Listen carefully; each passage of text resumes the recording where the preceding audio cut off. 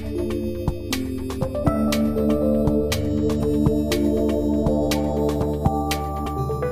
je suis Jeanne Glorian, je travaille chez Bouygues SA, la maison mère du groupe Bouygues, au sein de la direction développement durable et QSE.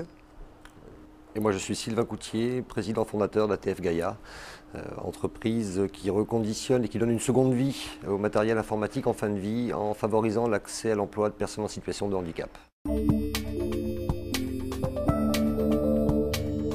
Donc la société ATF se charge de la collecte, du reconditionnement et de la revalorisation du matériel informatique de tous les métiers du groupe Bouygues.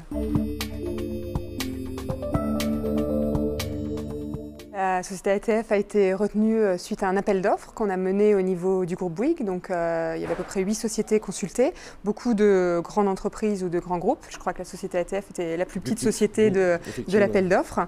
Et donc, suite à un processus d'appel d'offres qui intégrait différents critères environnementaux, sociaux, sociétaux, etc., et économiques bien évidemment, on a retenu la société pour réaliser l'ensemble de ces prestations pour nos métiers.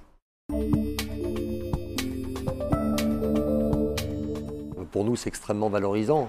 Globalement, l'ensemble des collaborateurs chez ATF Gaïa sont très fiers de compter une référence aussi prestigieuse que Bouygues. Et indéniablement, de toute façon, la simple signature de ce contrat-là et les échanges qu'on a pu nouer depuis nous ont fait grandir. Donc c'est aussi plus que la notoriété que nous apporte Bouygues au travers de ce contrat qui nous permet effectivement de rassurer peut-être certains clients autres aujourd'hui.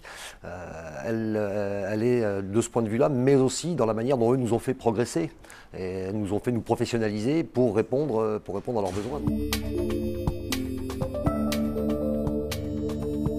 Quand on est un grand groupe en fait et qu'on travaille avec une PME, surtout quand ça passe par des directions des achats, c'est vrai qu'on est souvent très frileux parce qu'on craint la dépendance économique, on craint le manque de réactivité de la PME, on se dit qu'on aura des volumes qui seront trop importants pour une PME et où ils auront du mal à suivre et à s'adapter. Donc au départ, c'est pas évident et finalement on s'est rendu compte dans la mise en œuvre du contrat que c'est plus la PME qui attend le grand groupe que l'inverse parce qu'il y a un temps d'inertie en interne, le temps qu'un contrat de ce type se déploie dans tous les métiers et puis aussi le temps de changer un petit peu les habitudes, de convaincre en interne des valeurs ajoutées, de travailler avec cette PME. Et au final, on se rend compte qu'on progresse nous aussi et qu'il y a des valeurs ajoutées réelles à travailler avec une PME. Je pense que ça change un peu la façon dont on envisage, nous, les grands groupes, la relation fournisseur.